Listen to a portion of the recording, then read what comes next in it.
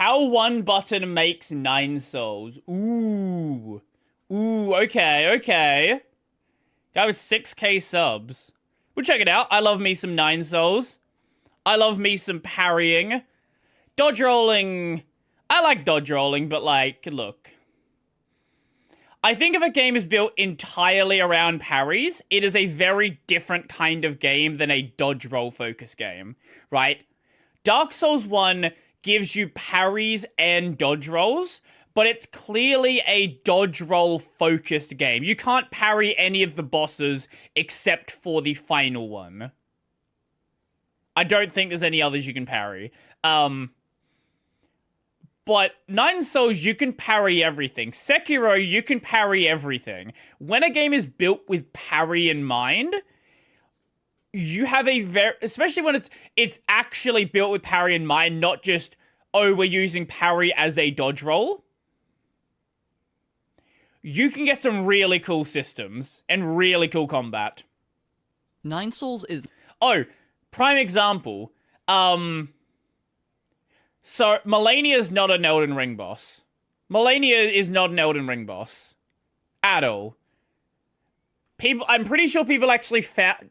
If I remember correctly, didn't people find references to Malenia in the Sekiro game files? Because, you know, remember how there's that fight against What's-Her-Face? The girl, she just basically dies. It's the girl who is, like, always helping you out along the game. She doesn't really do anything. Like, the boss fight's very easy. A lot of people were guessing that she was gonna have a second stage, and it was gonna be, like, Malenia-esque. And if you look at... Sorry, we're gonna sidetrack for just a moment. Let me just show you people who've modded Malenia into Sekiro.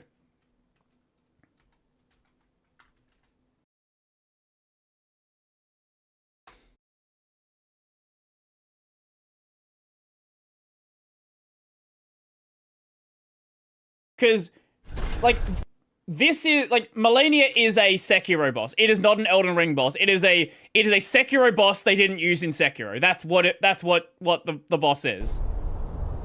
I am Malenia, Blade of Miklo. Like, look how well it works as a Sekiro boss.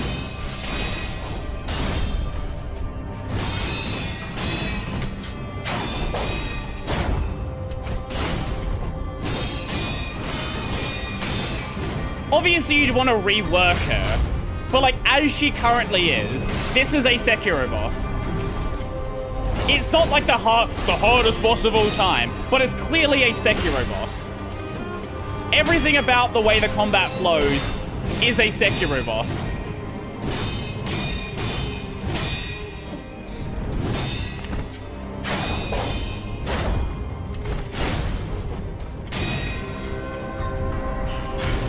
Also, I do love that the mod has Miku counters working.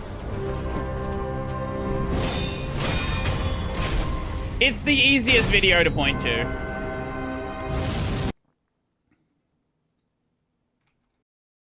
Where did my video go? Here it is. Anyway, back to how one button makes 9 souls. Not just Hollow Knight with a parry. It just is like not. Lady Ethereal isn't just mentally unstable Mantis Lords, and the Shanghai 9000 isn't just Cornifer if he were a fish. But Well, they're kind of close, aren't they? They kind of Now, are. don't worry, I'm not really here to draw a bunch of surface-level comparisons between these two games. Anyone who's actually played both of them knows that they feel drastically different, from the tone to the levels to the progression, but the difference that... The tone, especially.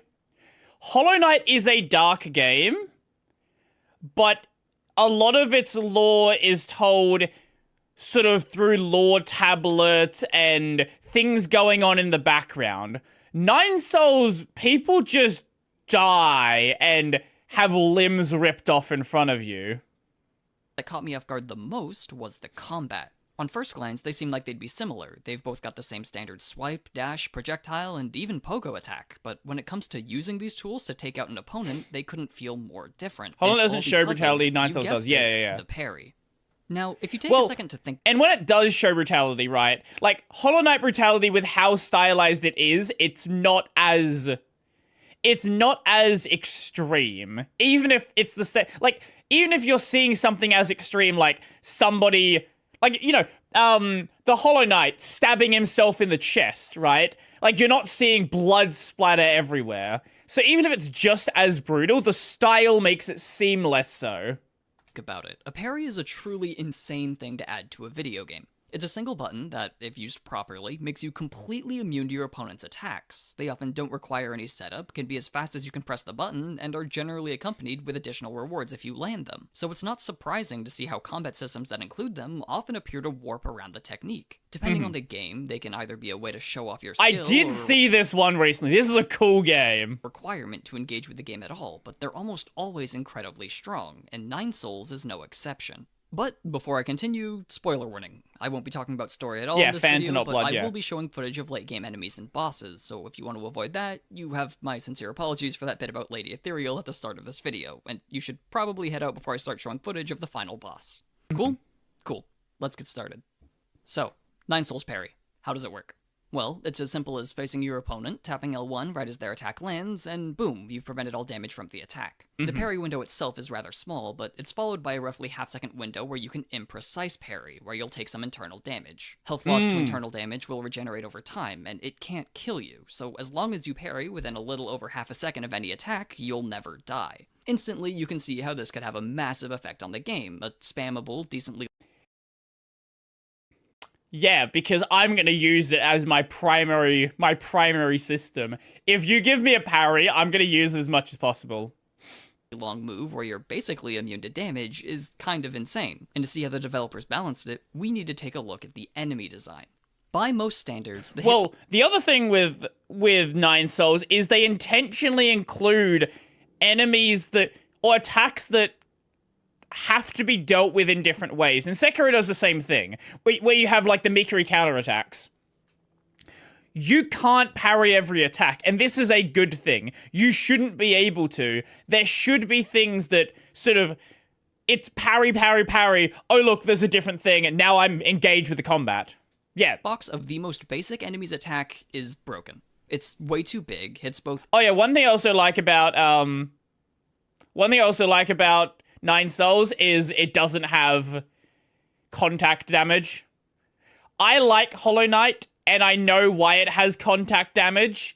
I've just never been a giant fan of contact damage. In front and above him, and has weird lingering issues that'll cause it to hit you when it really feels like it shouldn't have, and this is all pretty much intentional. Look at a game like Hollow Knight, and the starting area is full of enemies whose main form of attack is contact damage, literally just running at you until they're close enough for a not-so-friendly hug, or you've not-so-friendlily hit them so hard they explode. The focus here is entirely on positioning, physically moving your character out of the way of any given hitbox. This continues into the rest of the game, where enemies... I only forgive it in Hollow Knight because Hollow Knight does it so well. There are so many other games that do contact damage, but there's no reason for them to do contact damage. Hollow Knight is built around that being the system. Will become more complicated, but the way you deal with them stays the same. Simply get out of the way. A parry, naturally, changes all of this. Don't get me wrong, you still can get out of the way, especially with these starting enemies. They can't exactly chase you down, but as you can see from the hitbox stuff earlier, it's not exactly the easiest or most chase you down, but as you can see from the hitbox stuff... Okay.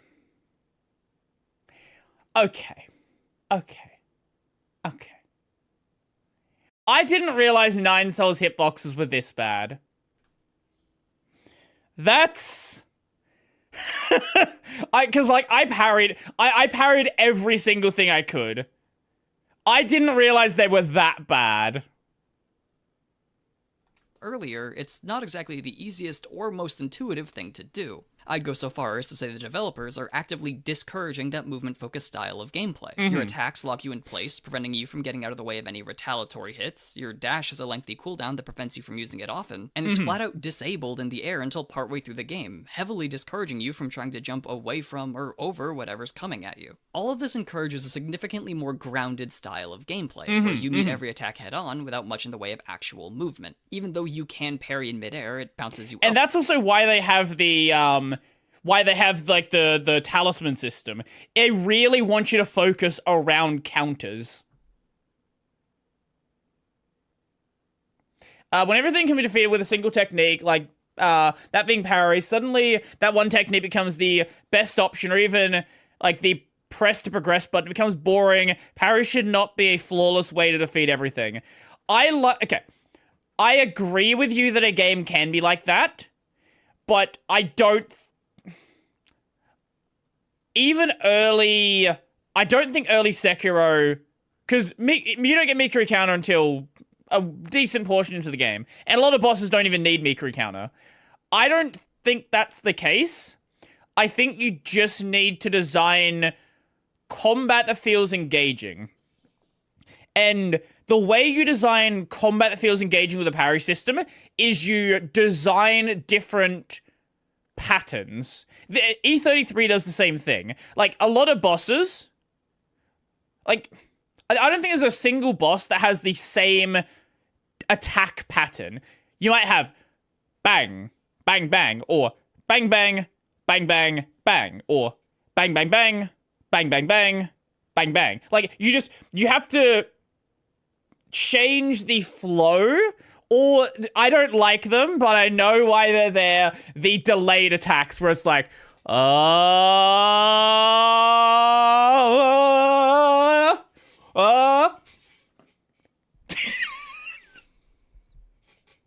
I don't like delayed attacks. I'll see if I can find the video.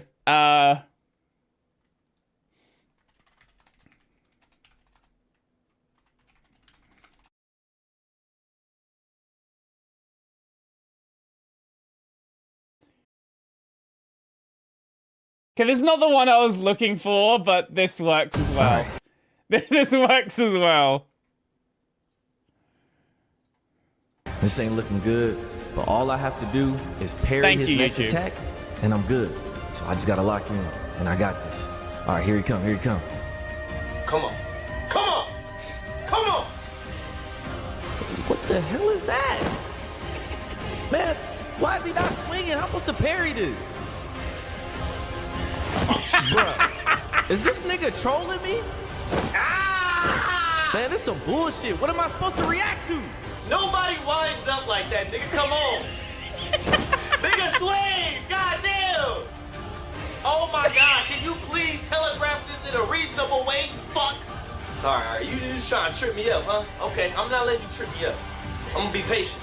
Yeah, I just gotta lock in and just keep my eye fixed on that right arm, right? And then as soon as he start to move... Bullshit! Bullshit! How was I supposed to parry that? How? Yep. How? Yep. There's so many bosses that do bullshit like that. Upwards, and the lack of airborne mobility makes the sky a rather inconvenient place to be 90% of the time. It might seem weird at first, how much effort the devs put into making anything other than the parry feel unviable, but I think it's a good decision in the long run. After all, if you don't force players to get used to the parry in the starting areas, how can you expect them to adapt once it becomes required? Towards the end of the game, there are attacks that, as far as I'm concerned, cannot be dodged with any level of reliability. Rapid screen-covering swipes and slashes that just can't be efficiently avoided without a truly insane amount of effort. It's in these fights, I'm sure someone's done it. I think Nine Souls truly shows off what makes it special. It becomes a sort of rhythm game, requiring precise timing as you hit the parry button in time to a telegraphed or memorized sequence. It's sure to be a familiar feeling to people who've played Sekiro, or, well, rhythm games, but that doesn't stop it from feeling any less good here. Any first attempt on a boss is bound to feel a bit spammy, as you all but mash the parry, desperately trying to shield yourself from unfamiliar attacks, building up that internal damage until a hit finally sneaks its way through. But after enough attempts, some attacks might as well not exist with how easy they are to counter with a single press of a button. This is the true strength of a parry. From the Souls games to Street Fighter, parries have always been a way to show Exactly. Show mastery. To prove that you have not only figured out how to deal with your opponent's attacks, but you've also memorized the exact timing of every single hit. Mastery through repetition is the name of the game here, and when a game is focused as hard on parries as... And then the boss introduces an attack you've never seen before, and you just die. Now, luckily, Nine Souls doesn't really have that problem as much, but especially a lot of the Souls-likes that have really complicated boss fights, sometimes you see an attack that is not part of the attack rotation until like 10 runs through. You're like, oh, I'm getting this now. New attack time. Fuck you. Die. Nine Souls is, that means you're bound to lose countless times as you approach that mastery. But it's rare to beat a fight without truly feeling like you understand it. Bringing back the Hollow Knight comparison for what I swear is the final time, God. you could beat bosses in ways that felt scrambly, moving more off of reaction and instinct than pure memorization. This meant your skill from one fight transferred over nicely into the next, as you became more familiar with how best to move your character and stay safe. Pieces of those ideas are present in Nine Souls. Obviously, you don't lose all your experience going from fight to fight, but especially towards the end, it felt like you were learning fights from scratch every single time. The final boss took me out in under 10 seconds the first few times I tried it, and the attacks felt wild and unpredictable, but now, I feel like I could parry them in my sleep. Now, neither of these two types of experiences are necessarily better than the other. They're fundamentally different, but I think it's interesting how different they feel when a simple parry was pretty much responsible for most of the differences. I think a parry system can look less visually distracting. I think the problem you have when it's a positioning-based combat system is you can run into the issue where there's just a lot of shit on the screen. Hollow Knight doesn't suffer from that, but a lot of games do. A lot of games don't understand why the Hollow Knight combat is good. They see, oh, there's a lot of things. Oh, yeah, it's pseudo bullet hell. Exactly, yeah. Speaking of, I haven't actually covered all the parts of the parry yet. After all, this isn't just an inconvenient shield, it's actually an incredibly valuable part of your strongest offensive technique. Key charges are an expendable resource that can only be gained through parries. These charges can be spent on a special dash that, when passing through an opponent, applies a talisman that can be exploded after the dash finishes, dealing significant damage and one-shotting many of the early game enemies. While the parry itself might be the most impactful addition to the game, and is definitely responsible for the unique way this game feels, it's the key charge system that actually lets it feel good. Yeah. While your sword is your main form of offense, it kinda looks, feels, and hits like a wet noodle, so having an alternative, infinitely more satisfying attack that's tied directly to the main defensive mechanic of the game is incredibly important for bringing the whole gameplay experience together. It also enhances the flow between defense and offense, with the smooth transition between the parry and the talisman application clearly defined. Yeah, I can't think of another game that does a system like this, because this is like, it is a maybe fighting games. I don't play fighting games. Another like Metroidvania, action-y sort of RPG sort of thing, where you flow from attack to defense to counter. Because usually defense is sort of a separate thing. There's not really that, in a lot of cases, that bridge between the two. Parries are satisfying, they're hard to make, and once you master the timing, they feel like a show of your skill when everything is parryable. It kills that. I don't think it kills that. I don't agree with your take there. I see what you're saying, I don't necessarily agree. I think games that are built around parries that do them well, like Nine Souls, like both Nine Souls and Sekiro, you can parry every single attack. There's like there's red parry sometimes, but like you can parry every attack. And I don't think that becomes that becomes slow or becomes like a boring thing. I don't know. Yeah, Nine Souls has red parries. Sekiro has Mikiri counter. It's basically the same thing. When it's your turn or your enemies. You'll also be trying to get extra sword swipes in whenever you can find the opportunity, but this two-step process is what forms the backbone of almost every encounter in the game. Of course, this flow wouldn't be nearly as defined if using key charges wasn't as risky as it is. Not only is this dash not invincible, it also locks you in place as you detonate the talisman, preventing you from accessing your parry, and we've already established the nightmarish hitboxes this game likes to pull out. Especially once you get the upgraded version that lets you dump even more key charges into a single explosion, timing becomes incredibly important. Using this attack without any sort of plan is likely to get you hit, but not using it at all will massively decrease the amount of damage you do. This acts as a second layer to your analysis of enemy attack patterns. Not only are you timing the attacks, but you're also timing the gaps in between, looking for a chance to use your harder hitting ability. And it is hard hitting, more so than any other attack you can do in the game, and it needed to be. After all, it temporarily disables the most impactful defensive mechanic in this game. It needed to hit incredibly hard to make that offset worth it, and that's also why the special version that doesn't freeze you in place is a bit overpowered. But this is a video on the parry, not the key charges, and there's still one important thing I've yet to mention: the things you can't parry.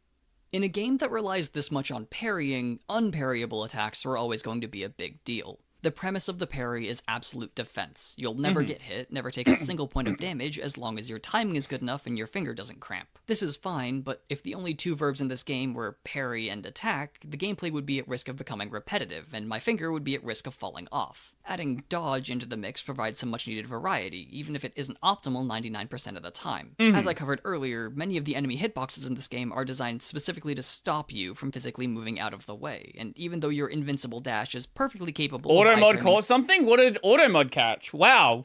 I didn't even realize it caught something. That's impressive.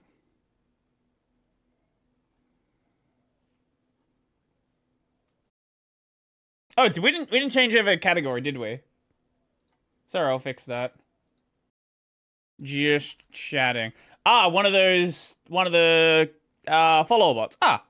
Through most of these, it won't reward you with a key charge like a parry will. Unparryable attacks, designated by this Crimson Flash, are the main way the game forces you to switch it up. As you probably figured from the name, unparryable. It's red parry. Any attempt at parrying will fail miserably, so dodging is generally your only option. It still won't give you the same reward as a parry, but it provides a welcome shakeup from what would have otherwise been a pretty one-note defense system. Now, technically these attacks can be parried too. Early on, you're given the ability to counter a select few of them by parrying in the air, and later, the unbounded counter lets you parry all of them as long as you have time to charge it up. Both of these, despite being parries themselves, serve the same function as the dodge, forcing players to engage with defense beyond simply tapping a single button. The trade-offs of these two moves, being forced into the air and requiring a vulnerable charge period respectively, also lead to visible progression and mastery over the course of a fight. Initially, a player will likely use the dodge to deal with most unparryable attacks, as it's the fastest and easiest option. But as they grow used to the patterns and to the game in general, almost any Crimson Flash turns from something to avoid at all costs into a lucrative opportunity.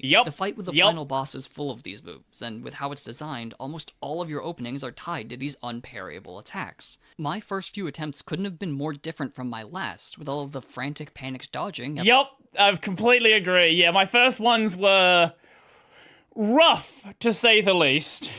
Having turned to confident, flawless defense, and it's this steady... And I never even did, like, the true version of Agong, but, like, base Agong is...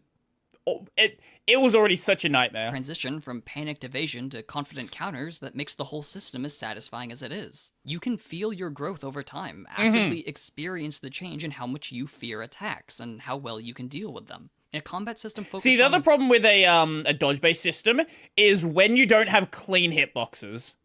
And this is a problem that Souls games do sometimes suffer from. When you have a parry system, as long as the attack connects at the right time, it feels fine. When you have a dodge system and you're outside of the attack range and you're still getting hit even though you dodged, that feels really bad.